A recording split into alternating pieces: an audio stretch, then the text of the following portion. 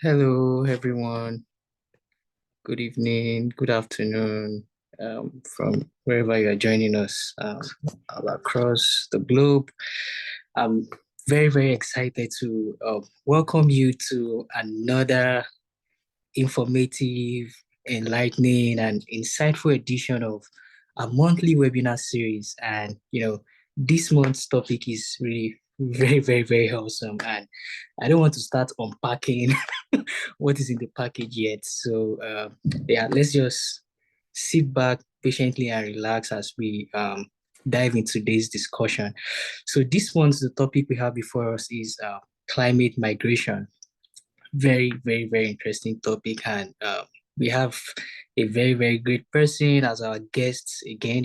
Every month, month by month, we bring so many amazing people that, come as guests to share with us and talk to us or speak to us on different, very important topics. So this month again, we have an amazing person joining us as our guest in person of Tolulope Gbero.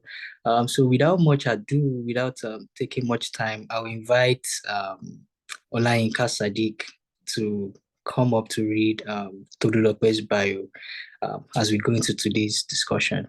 Olayinka, you're welcome. Let's have you now. Okay. Good afternoon, good evening, good morning to everywhere you are hearing us from. And my name is Olayinka Sadiq, member of Clan Initiative. And as we all know, this is another exciting episode of our Green Monthly webinar where we bring exciting people to come and discuss very exciting and intelligent topics concerning the environment. And today, our guest is Tolulope Teresa Benro. So I'll be reading the bio of our guest. So don't be wild because she have an interesting and exciting bio right here.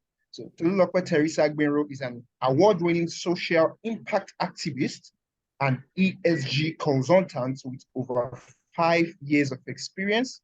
She is a recipient of the Nigerian Youth Future Fund Youth Leadership Fund 2022-2023, a winner of the first International Climate Policy Award by ICPS, and a finalist of the 2023 UNITAR Through the Lens of Youth documentary in partnership with Barbara Harrison Media.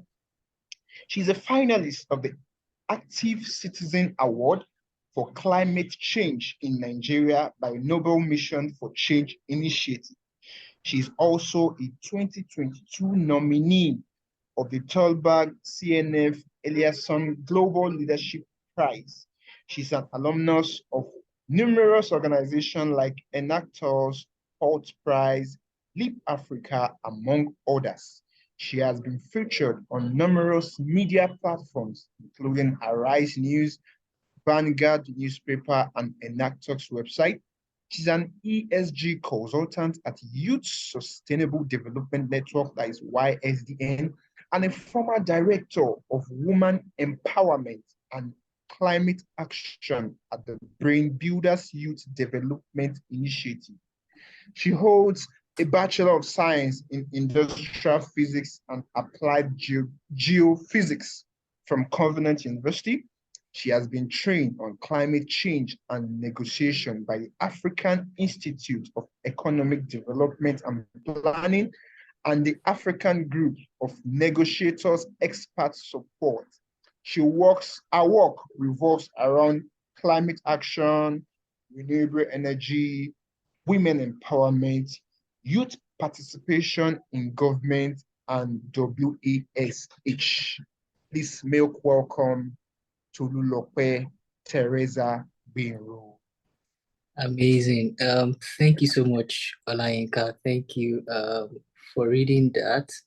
And thank you, Tolulope. We are very happy, and it's a pleasure to have you as our guest on this month's webinar. You're very welcome. Thank you. Thank you for having me. Thank you. Awesome. Is there anything you'd like to say to tell us more about yourself? in case the bio doesn't capture everything. Maybe there are two things that you feel that, I'm apologizing in advance in case the bio didn't capture something. I think so far the bio captured everything. So thank you Awesome. for reading that. Yeah. Awesome. Awesome. All right. Thank you very much. And thank you everyone for taking our time to join us this month. So now let's go straight into today's discussion, climate migration. We know about migration, moving of people from one place to another, and a number of us know about what climate is or climate change. But now, climate and migration. Sorry, is it the climate that is migrating? Or what is the migration part of? So let's start from there. What is climate migration itself? All right. So I would start by defining climate migration.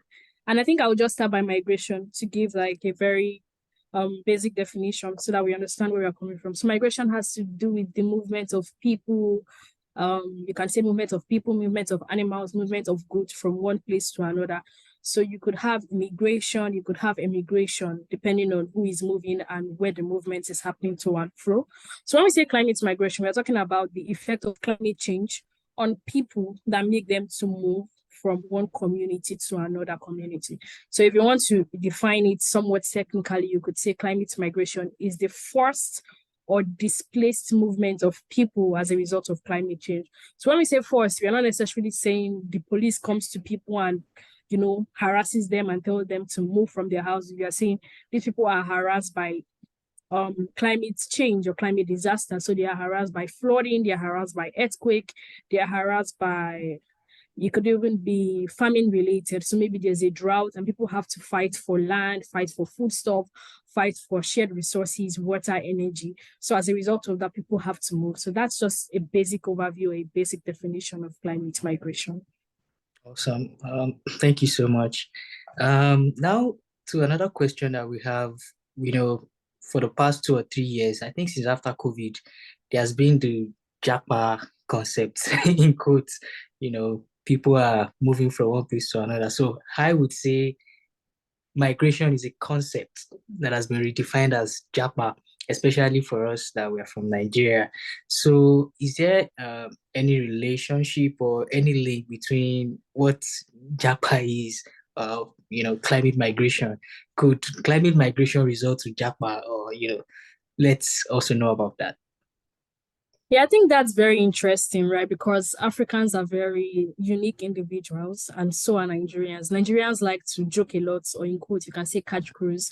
And then, some people call it the Great Exodus, some people call it Japa. And then you just tie it to the economic situation and say, due to the way politics, governance, due to the way the economic situation is going, I choose to Japa, I choose to run away, right? I choose to leave. So when you're saying migration, you're not saying it because you want to go and come back. When you say Japa, you're saying it like, I don't want to come out, that kind of thing, right? I'm running away. So there's a very big link between climate migration and the Japa syndrome, or the great exodus that's happening.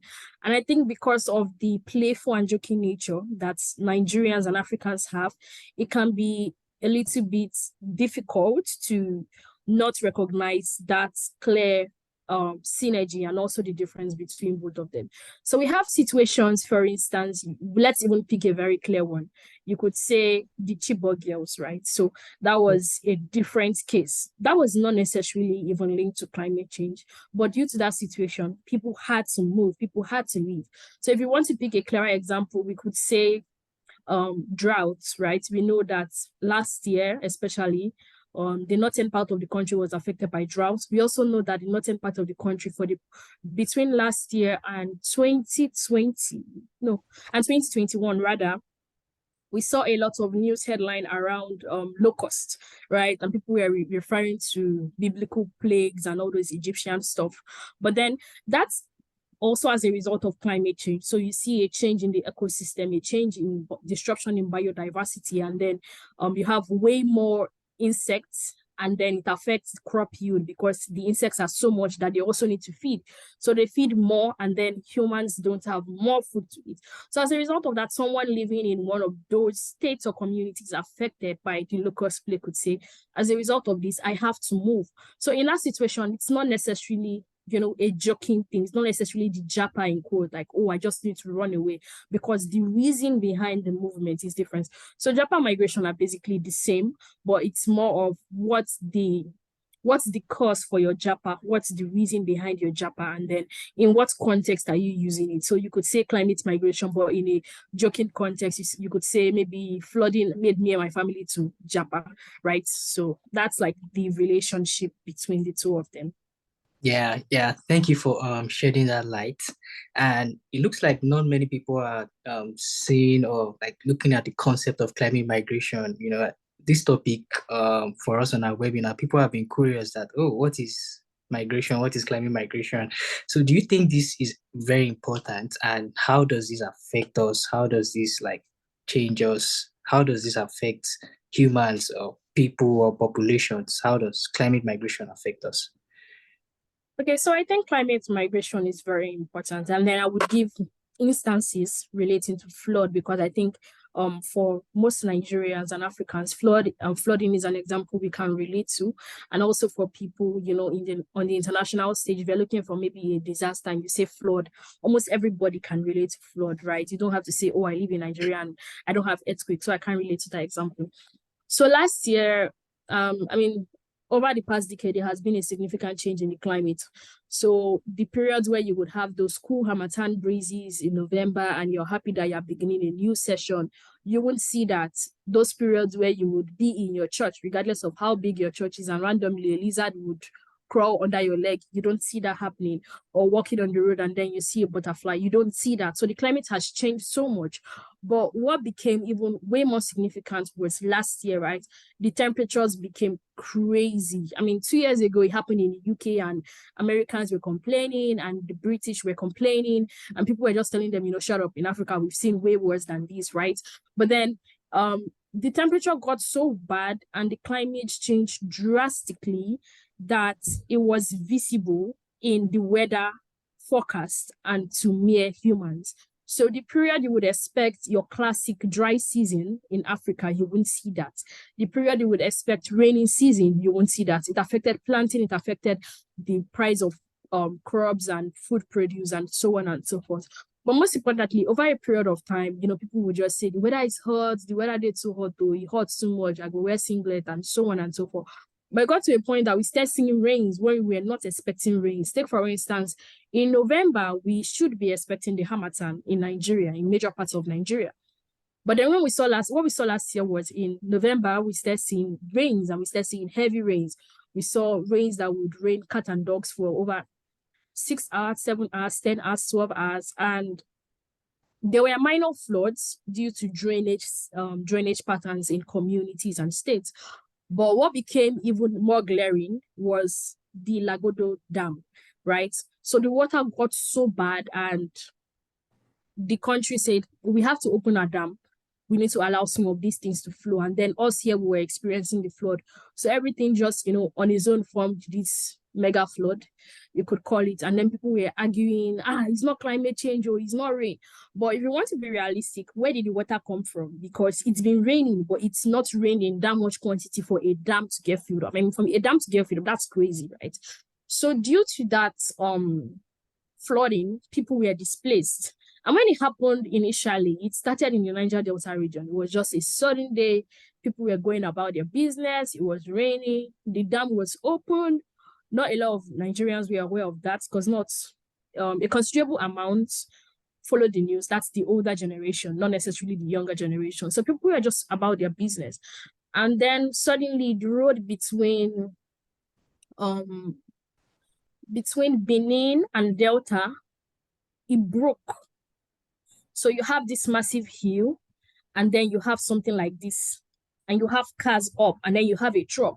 And then later we start seeing pictures of people trying to drag the truck in, to bring in tomatoes into the Niger Delta region.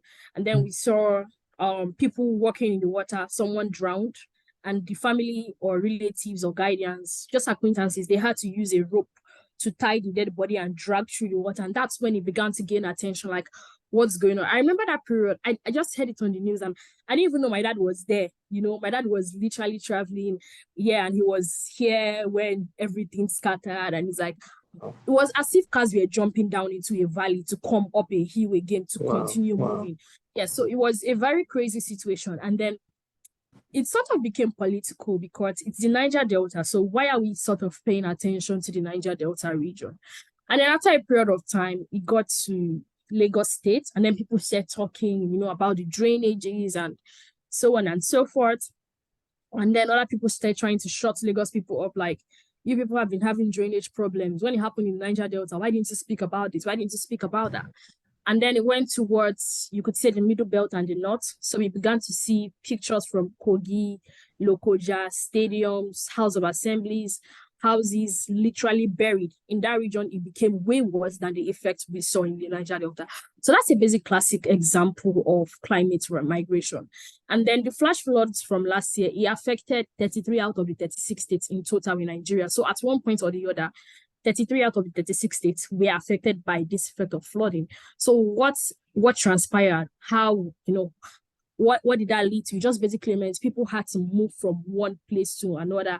People had to complain to the government and say, okay, you're setting up IDP camps for us, that's fine. But this land is my father's inheritance. I can't just move away from here. I don't have money. Even if I'm moving, where am I moving to? The government has to do something about this place because this is home, conversations around that. I think this year it's even been worse. It's been worse on the global stage. So if you just want to pick one example, we've seen wildfires. I mean, we've been seeing wildfires for the past 5-10 years anyway, but we've seen wildfires in weird places. We've seen crazy earthquakes and then flooding. So one day people in Libya are going about their activities and suddenly there's a flood.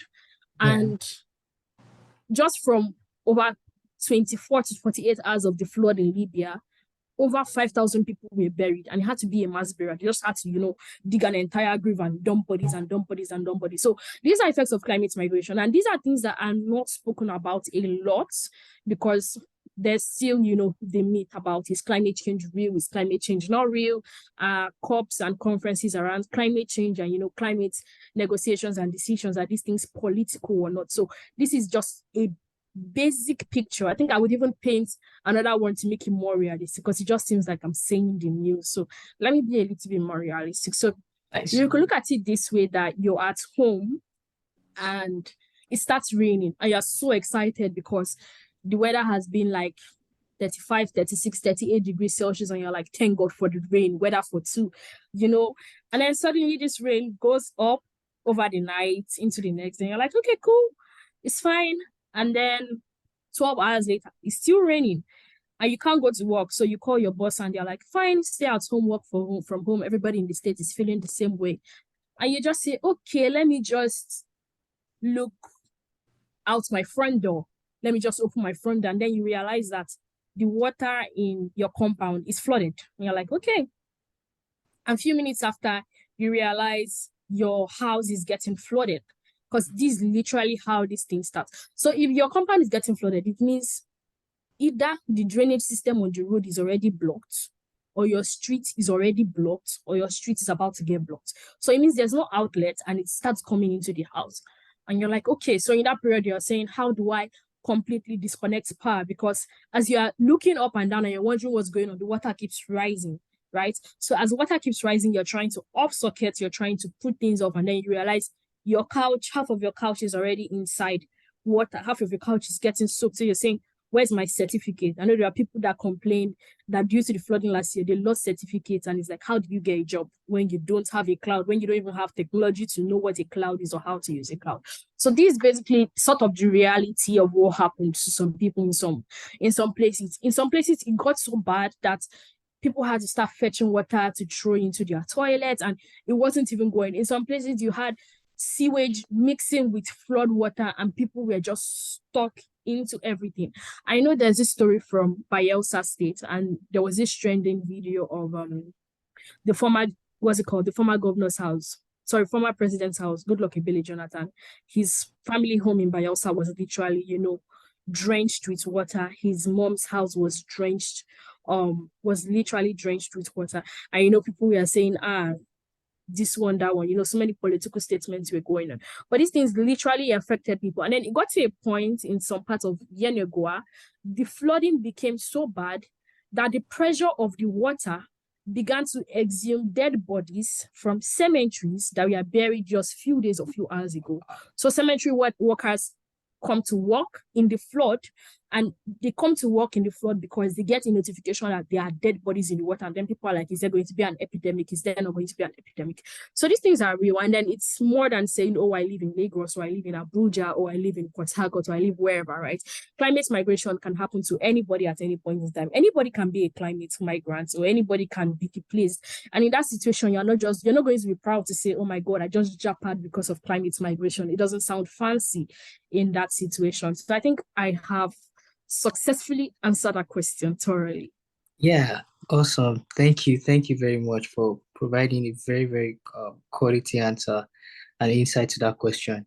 So what do you think are the underlying causes of, now we know the effects, we know the reality, but I think it's also important to know the cause and who are the causes, or are we part of the causes of climate migration?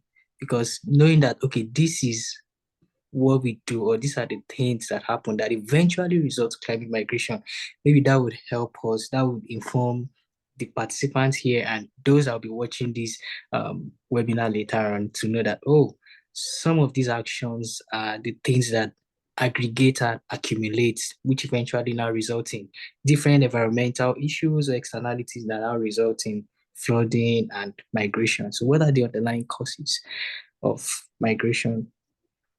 All right, so I would say one, in fact, the major cause of climate migration has to be climate change. But then when you choose to now break it down, we would say what is the major cause of climate change, right? The world is constantly changing, the environment is constantly changing. But why we call it climate change is because majority of the change is not necessarily because of rotation or revolution of the sun and the earth. It's as a result of human activities. So we are the cause of climate migration. We are the cause of climate change. And then it starts from the very little things. So when we say we are talking about individuals, we're talking about the private sector, we're talking about the public sector. And then I think the major cause I would focus on is going to be in terms of waste disposal and drainage systems. So currently we have the Lagos State's government trying to demolish houses that were built across drainages and canals. And then there's the argument like, whoa, these are $1 million worth of estates. So who gave individuals these licenses to build around this place? You know, why was this place not mapped properly? It's like, you know, we just sit down and we sand fuel and we tell you, come and buy a house here. It has a beautiful view to the water. And we don't think about these things in the long run. So it's like back and forth. That's one area. The second one is drainages, right? People build houses and they don't build drainages. Or there's the argument of, should the landlord association build one entire drainage that will run through the street? The tenants in the face me, I face you will tell you the money is too small, that everybody should do this one, everybody should do that one. So that's it. And then the next one would be habits. So currently, if you go through certain places in Lagos and in certain states, due to the effect of flooding this year, I mean, it's not even up to November, we've begun to see a slight degree of shaggy. So the government is taking that slightly serious, like, okay, we've not even gotten to November like we did last year, and we're seeing this. So what's going to happen if we get to this point? And you see this thing where everybody is suddenly opening their gutters and bringing out sand and PET bottles. And I'm looking at them like, okay, so we are trying to do cleanup. But it's hypocritical because some people don't necessarily understand how these things work.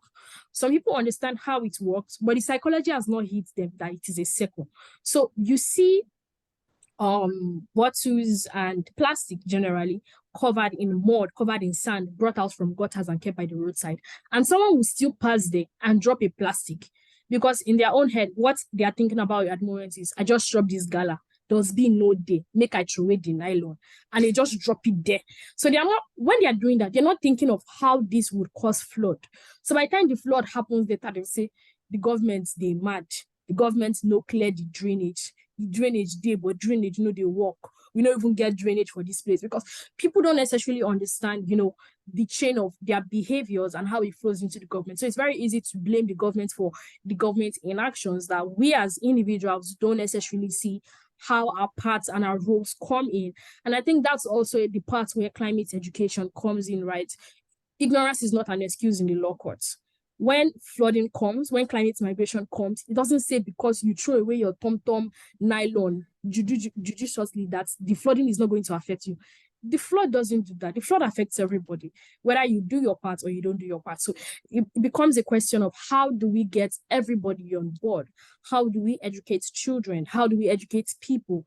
How do we inculcate the necessary behavioral changes in people and say, this needs to be done? Why simultaneously saying, how do we hold the government accountable?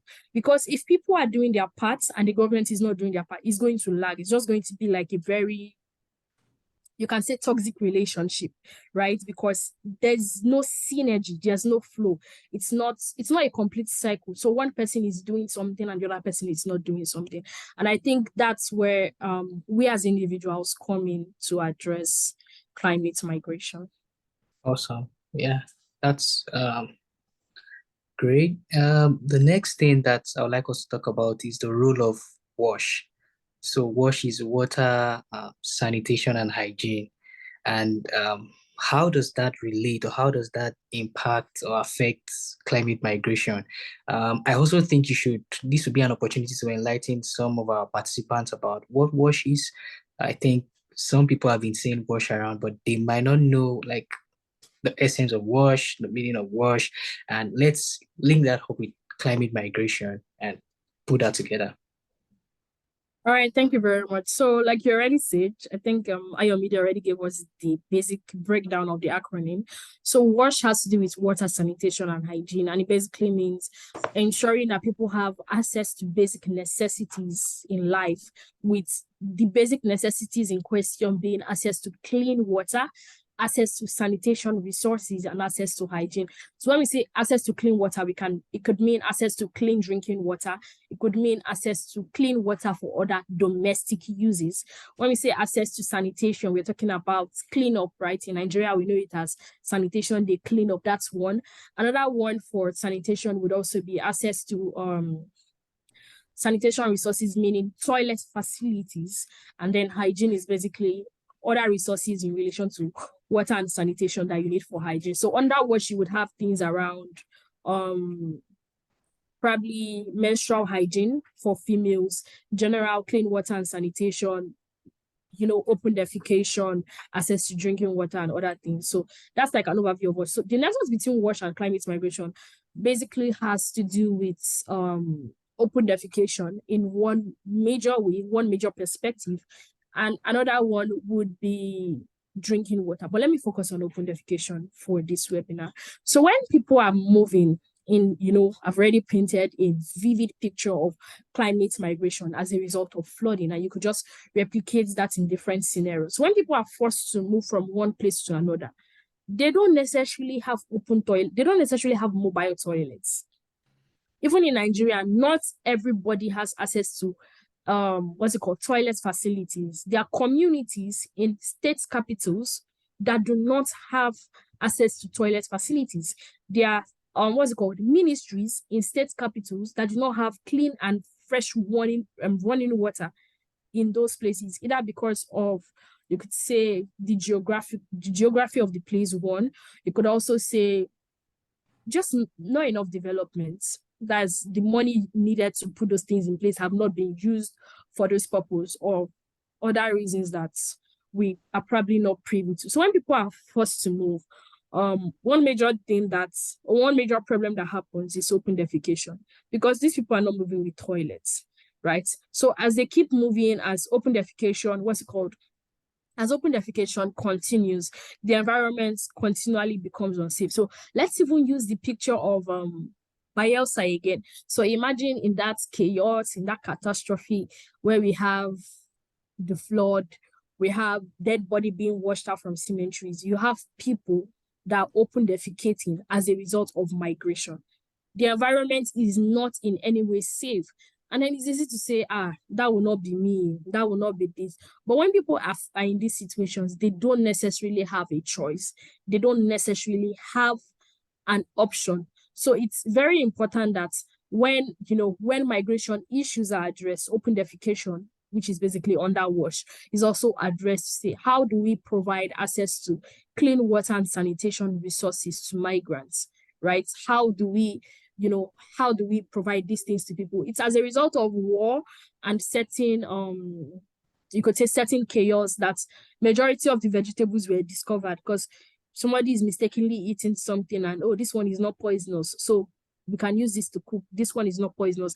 And those are literally the kind of situations migrants have to live with. They're moving from one place to another, and if they see a water and they can use it to bathe, then maybe they can drink it, because they are not sure of when next they are going to get water or what water is going to look like. So that's basically sort of like a nexus between climate migration and wash. Nice. I've been thinking about, predictions, like predicting some places in Nigeria, some states in Nigeria, some areas in Nigeria, even Lagos, which is like a coastal area. So, like looking at some places, do you think there's a possibility of climate migration happening in some few years' time? And if yes or if no, how can we sensitize people? Sometimes I think about Makoko and I'm like, oh, how are these people living? And the last time I was in Lagos, like about maybe 4 or 5 months ago, I looked at the water in Tomiland Bridge. Like, I saw it rising. It has risen beyond Yeah. the normal level that I used to. I'm like, this thing is rising. And so is there a kind of prediction, like maybe in 2, 3 years time, this would happen? And how can we make people to know that? I know people could be stubborn and be like, no, this thing never come. It does not come. We still live and survive. Yeah.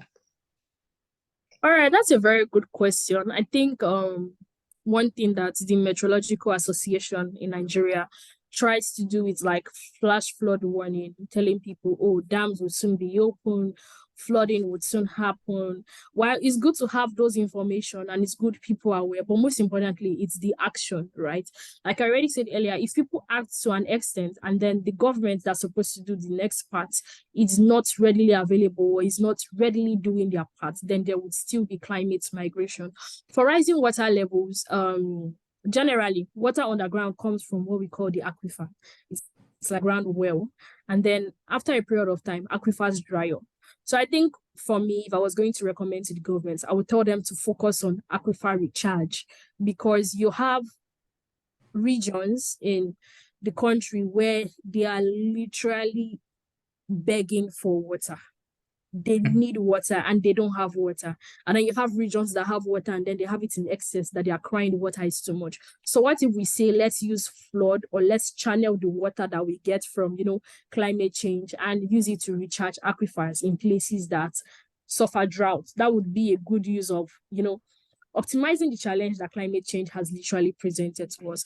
So in terms of awareness and climate education, yeah, there's clearly the need to do more. And I would say doing it formally by saying, oh, let's have climate change in the curriculum is a good thing. It's a good idea. But more than that, let's see, how do we take this as an actual agenda and push it such that people receive the message the way we intend to communicate it to them? So what kind of cartoons are we creating that children can sit down and watch on NTA?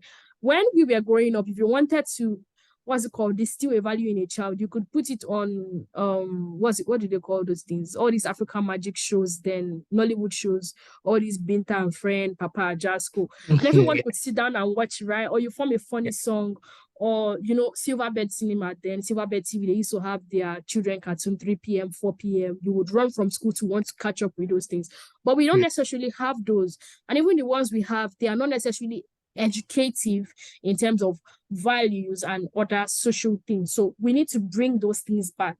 It's not just to say, oh, we're going to do a show and put it on Netflix. How many people are going to, watch it? How many people would have access to these resources? And then obviously understanding that this thing affects everybody. So whether you are in your mansion, you are in a valley, you are in a slum, when the effect comes, you would feel it. Your money can maybe help you mitigate the effect to an extent for a temporary period of time, but you would still feel it. Yeah. Awesome. I know there are lots of players right now, especially young people coming up in the environmental sector.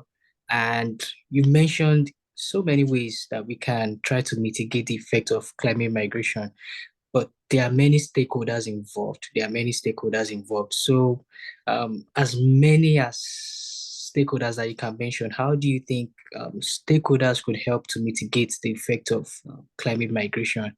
Let's take Nigeria, for example, like being our home country, for example. So, how much can stakeholders do to mitigate the effect of climate migration?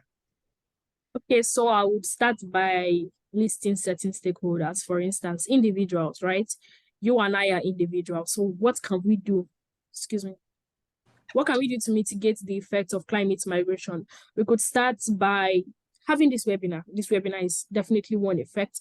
A more realistic effect, or shall I say, a more helpful effect would be cleanups, ensuring people actually come out for sanitation and do sanitation properly, not because we want them to throw waste into the gutters and once every month we have them come out to pick the waste, but for them to understand why we need to keep our environments clean. Next would be waste management culture, starting by teaching a child that it's okay to lick tom-tom and it's okay for you to look for a dustbin. And even though it is a bank's responsibility or a government's responsibility in certain organizations to have a dustbin, if you can't find a dustbin, you put your trash in your bag, and when you go home, you put it there. It's not you're not calculating that, oh, I'm trying to reduce the trash in my house. So because of that, if I throw one plastic bottle away, the trash will reduce more. And then I will have space to put another plastic bottle later. You're not doing that maths in your head. And then moving on to, I would say civil societies and NGOs having stakeholder engagements, bringing the government so that the government doesn't feel too far from us. Because in Africa, it feels like the government is here and then the people are way below. There's just so much gap between the government. So bring government to the people. Let's have meetings with our local government chairman and say, these are the issues we're having in the community. How do we set up a waste management system that helps this? How do we set up a technology that helps us recycle our bottles, and what money can we make? We see these things happen in other places. So why can't we bring it here? Why don't we tell Coca-Cola? Why don't we tell Eva? Why don't we tell Aquafina? Why don't we tell Guzi Water? Why don't we tell, these organizations to say, do this as a CSR? Next would be you could say public institution, which is still related to the government. So our ministries, right? What are they doing in this situation? You get to a place, Ministry of Water Resources, Ministry of Environment, you see things anyhow and you just leave it that way. And then is there transparency, right? When people want to build houses, when people want to construct, do you clearly tell them this place is this? Or do you, for greed, sell them a plot of land and after 20, 50 years, you tell them you want to demolish it, that it is on a canal or something? So transparency. And I think most importantly is having every single one of the stakeholders come together and work together and say, how do we help the nation move forward? How do we help mitigate the effect of climate migration? In what areas do we need funding, right? How does the funding come in?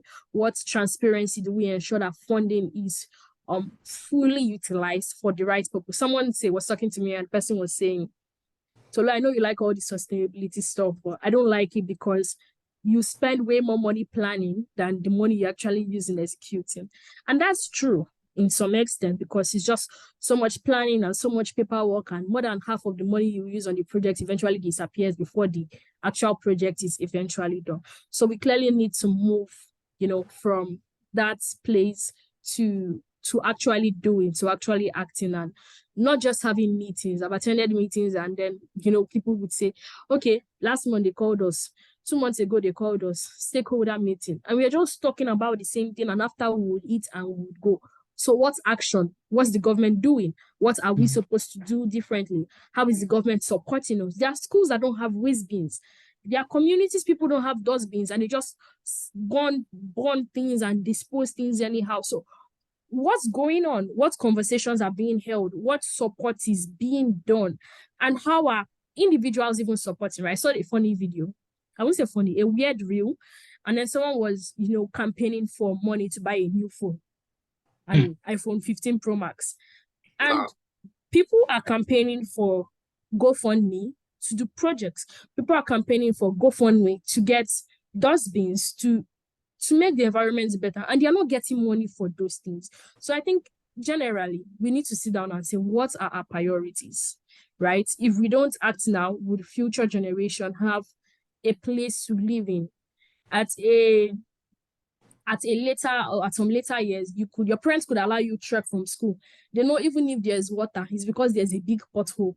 You will jump 1, 2, 3 stones, put one foot inside water, and you will get home. But now they can't do that because there's just so much insecurity that's tied to climate change and also, in turn, climate migration. Awesome, awesome. Thank you, Tolu. Just to reiterate some of the points, or one of the points that you mentioned, essentially, the part of local action in the place of sustainability and communicating all of these things. From my experience in the past few months, learning, working on projects here, I've come to learn that local action is like very, very important. We always wait for something to come from the top to the bottom, but starting from the bottom or local action makes a lot of difference. And this is the US system is very different from Nigeria, but I'm gleaning and learning some things from how things work. Starting from cities to the state level, and there's a way they empower local government to be able to like run and function, which I feel would actually help to solve a lot of issues that we have in terms of environmental externalities. Thank you so much for those insights. I don't know if you have more comments while I open the floor for people to ask questions. If you have any other thing that you have as question or that you are curious about that Tolulope has not mentioned and you would like to ask about climate migration, about Japa, or whatever that concerns climate change and migration. So it's time for our participants to ask questions. So if you have a question, you can just unmute or raise your hand and ask Tolulope any question that you have. So All if we right. have, So okay, while we're waiting for question, I will just share something interesting that happened. So on Sunday after service, I went for a conference, and during the conference, it was, about youth participation in democracy. Anytime there's politics, some people's body, they are very hot because, well, a lot's going on in the country that could be better. And then someone got up, someone's father was quite an elderly man. And he said, I'm not going to support my children to stay here. In fact, all of them must go abroad. And, midway into the conversation, he went and he said, you that are talking there, your mates that are abroad, are they not better than you? And I was triggered. I was very triggered. And I'm bringing this up because this is, we're talking about climate migration and Japa. And then when it was time for interactive session, I put my hand up. And then I spoke and I said, my mates that left, I have colleagues that went to do their basic degree, right? Their bachelors in the US, in the UK, in Canada, in different countries. And I said they are not necessarily better than me because I think that's a wrong mentality that we have about Africa and Nigeria generally. And it's one thing that's fueling Japa. And I think another wrong mentality that's fueling that is the way we treat migrants and those in the diaspora, which is where I even want to focus on the core of the matter. Because when people migrate, or when people are in the diaspora, we see them as lesser human beings, especially when we use the language migrants. When we use the language Japa on somebody, we see them as somebody that is enjoying life. But when we use the language migrant on someone, we stereotype them to someone that is going from door to door, begging for help, for someone that is trying to, look for an IDP camp, or the government is trying to set up an IDP camp for. And then the truth is, many people don't necessarily choose those situations. Many people are in those situations for different reasons, maybe because there's war, economic hardship, or just a terrible situation that they can't live with, and it makes them to become a migrant. And I think that's one thing that's important. While climate migration happens and people are forced to leave, there is the importance to, to emphasize the need of synergy between those in the diaspora and those at home. Because if we just keep seeing those in the diaspora as those that have migrated, or includes, in quotes, those that have Japad, right? I've already explained the context of how people see one as good and bad. Then it affects the development of Africa and our respective countries, because then we don't see the need to come together. We don't need to say we need to have the votes of these guys abroad heard in election. If you're an American citizen and you're not in America, you could vote and your vote still counts and your vote is still heard. We've seen a lot happen in the presidential and governorship and so many elections and appointments this year. But it is not a reason. I mean, it can be a reason, but it should not be a reason to totally give up on democracy. Because if we are not winning with democracy, then I don't see us winning with violence, right? We've tried, work. It's an encouragement for us to keep trying. And if we don't see these people as still Nigerians, if we're not patriotic enough, or we don't see these people as Africans, and we don't necessarily consider Africa as home, it becomes hard for us to say, okay, now that you are in the US, you're in the UK, you're in Canada, you're in South Korea, you're in North Korea, you're in China, or wherever you are, what opportunities, what are you learning, what synergies, how can we bring this back home, what technologies can we even use to address climate migration? How do we make the world better to say we don't want more people migrating? And how do we say you that you have gone home, come back? It's okay to be abroad. It's beautiful. But every day you wake up with, as soon as that beautiful bulb in your room shines into your eye, you remember that you are not at home. It always hits you. It always feels good when you are there for a conference. And when you're in conference, you are happy. But when you're there, like, I want to come back. But then when you are there for long, you just wake up every day and you still remember it's not home. So I think dealing with that stereotype that is, around migration and the diaspora is also very important, not just for climate migration, but for our collective good as Africans. Thank you. Awesome, awesome. Thank you. We're still waiting for questions, comments. Okay, Chukwudi has something to say. Go ahead. Yeah, good day. I think there is one thing that I've noticed um, since I'm in this UK. I've said it before in the previous webinar. I think the attitude of the individuals matters a lot. I don't know if they groom them from birth.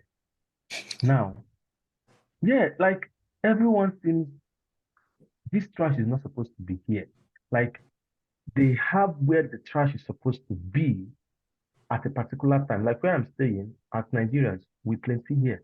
So our trash bin, we just pack everything they put together. Everything. Waste to food waste to plastic. So I've tried as an environmentalist that I am. Say no. See, these bins means something. This is for food trash. This is for organic. This one is for plastic. This one, they will still pack everything.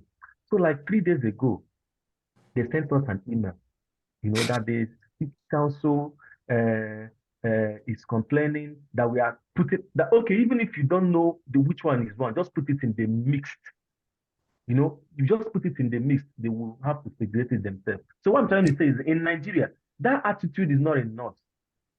Everyone seems like the environment does not belong to anybody. They will just trash it.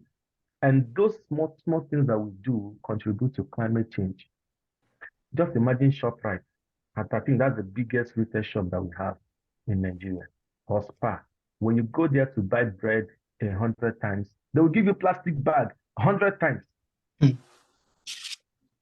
And these are single-use plastics. Most times you trash them. Where do they end up?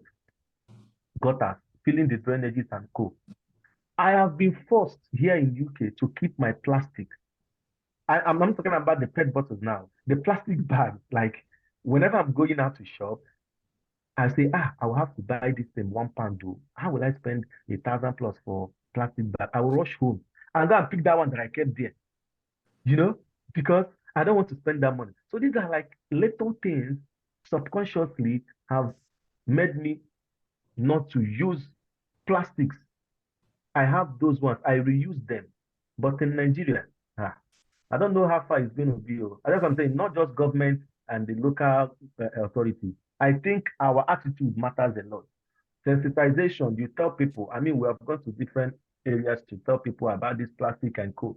But it seems like they just believe, hey, this environment, it is not our thing. It's not inside our house. So it doesn't matter. Let's just put it there. Anybody can. Wow. It's a Thank you lot. very Thank you very much. much. Yeah, Thank you, Chukudi. that's a very great contribution, Chukudi. And I think one thing I would say to that is change can be difficult. And growing up in this part of the world, one thing that we need as a people is to be more receptive to change. And I'm not just saying it for plastic or anything, it's to be open-minded, right? If you say something that's different from what people have, grown up with in terms of maybe community values or how things are done, it's always met with a resistance, because it's like, why are you bringing this strange doctrine to us? Why are you bringing this foreign thing to us? So as a people, we have to be more open-minded. We have to be more receptive to trying new things and to changing to as people. And I would say Africans are also, we practice sustainability, but we could do better. If you ask an African, what do you expect to see in an ice cream container? They won't tell you ice cream. You see soup, you see stew, you see fish, you see pomo. Yeah, right? And then some of us, I mean, some mom, I don't know of the younger generation, some of us, some of our moms, and even me as an individual, we do it. When you go to the market, you come back, you don't throw away the nylon, you keep it to use as dustbin. The nylon is very fine and fancy. You separate that one. If you want to go to church and maybe give somebody vegetable or something, then you take that fancy one and say, manage this chivita or something. So it's, yeah, speaking of change, it's in those little things, and not just saying, when I'm abroad, I handle things well. When I'm at home, I don't, I do things anyhow, right? That's one. Then the next area would also be in, I would say, an ecosystem, as we're rounding up. When it comes to recycling and having, paper, plastic, there's still a debate, generally around sustainability, but it's a system of these things. How many brown paper printing factories do we have in the country? How many do we have in Lagos? How many do we have in Abuja? How many do we have in the north? And then apart from the brown paper printing was, what are the collection systems? What are the recycling systems? So if we are telling people to use alternative, there has to be an ecosystem for them to plug in so that they are not stuck halfway. So it's like sensitization is, yeah, we are going big on sensitization, but is the technology there? Is the ecosystem there to actually propel and enable people to adapt to these changes that we are presenting to them? Thank you. Awesome. Thanks, Chukudi. Thanks for those comments, and yeah, thanks, Tolu. Any other question? Does anyone have any other question before we um close for this month's webinar? Any comments, questions before we wrap up? Okay, so it looks like there is no. Okay, Chukudi is saying something. Climate migration is real and is becoming a global issue. Those who migrate are often prone to different health issues. Yeah, definitely. There's an health side to that. Awesome. So in the absence of questions or any other comments, we'll be drawing the curtain for October 2023 webinar. Thank you so much, Tolulope, Miro, for coming, for being our guests this month, and for shedding more light on what climate migration is and the roles that we can play as individuals to make a difference. Thank you on behalf of Climate Initiative team. We are grateful for coming. My partner is not here today because of unavoidable reasons. Jokesh is supposed to anchor, but yeah, she's not here. So thank you. I will look forward to having you some other time to be our guest again. All right. Thank you for having me. I enjoyed this webinar. Thank you. Thank you. Thank you. Yeah. We look forward to having you as guests next time. And thanks to all our participants. Thank you for joining. So by tomorrow or latest by Monday, this will be on YouTube and you can always watch the replay. All right. So do have a wonderful weekend. And if you're in the morning or if you're in the afternoon, have a wonderful rest of the day.